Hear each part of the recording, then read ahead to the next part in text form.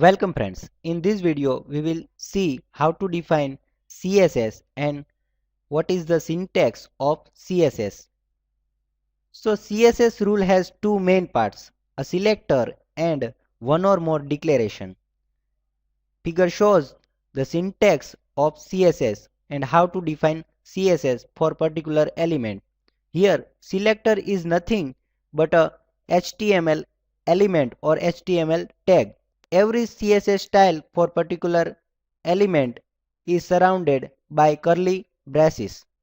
So this is how we can define CSS. Now color is the property which we want to define for particular selector or tag. So we have to supply here various property which we want to set of tag.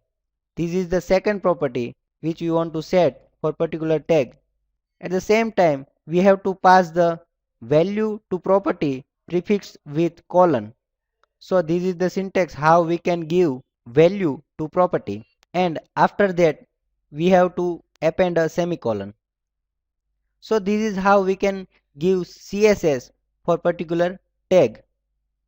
Now let's see comments in CSS.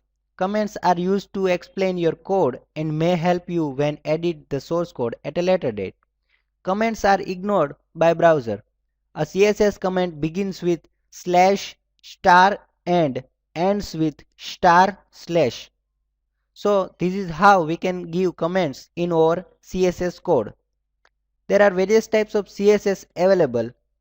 We can give internal CSS, external CSS and inline CSS.